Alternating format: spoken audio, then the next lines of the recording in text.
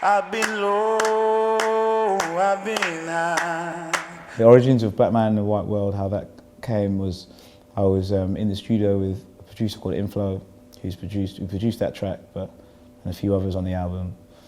And we were working together for a little while, and this was during a week, like 5 days of hanging out, making music. And nothing really came out of that was any good. I was in the control room playing guitar, just trying to come up with ideas, and just came up with Black Man in a White World, the chorus kind of riff that goes round. Yeah, at that point, flow kind of perked up because it was quite a like unproductive week. So I knew with that reaction there was probably something to it, and you know you can feel when something is quite good. I'm a black man in a white world. I'm a black man in a white world. I'm a black man in a white world. Well, at first, what happened is I remember thinking, you know, Flo was like, "What's that?" And then I was like, you know, I just came up with it now. And then I thought, but you know, obviously we're not going to record that because of the lyrics, whatever. And then he was like, why not? You know, I said, well, I just feel like if we do that, people get offended. I was worried it would offend loads of people. But we had an engineer there. The engineer came in, and I was still a bit worried reticent about the lyrics, whatever. And the engineer was white, so I just thought, me and Flo are black. We like it, but then I don't know. So we played it to him and said, what would you think about this? Did this piss you off, you know?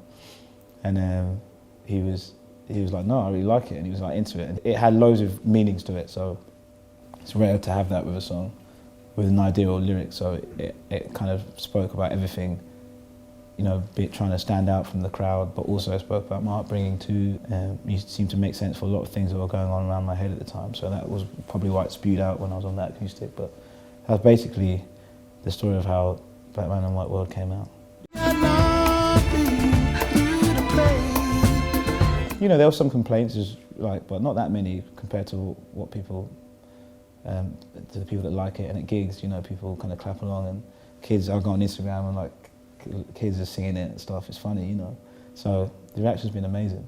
It's definitely given me an appetite for being more open and vulnerable in terms of writing lyrics, because yeah, that fear of, you know, either knowing someone or letting people know too much about you, it's a bit scary if you're releasing music, but you know, you really do get back what you put out, I think. If you listen carefully to Black Man in the White World, to the BVs, there's also lines where it says I'm a white man in a black world, and it says I'm a white man in a white world.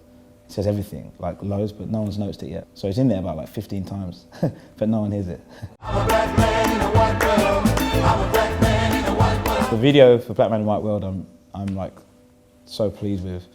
Really, that was a collaboration, and really was the way it was a collaboration was really that I made the music, and Hero, the filmmaker, the director made the video. Like sonically, I was inspired by some records that were out around the time, and I was also inspired by some of the videos that were out around the time, especially like Kendrick Lamar videos, and that To Pimp a Butterfly album was a big one for me.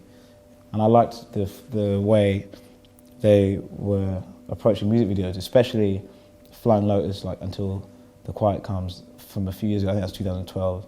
It was like a little short movie really, but it just looked so beautiful and really visceral.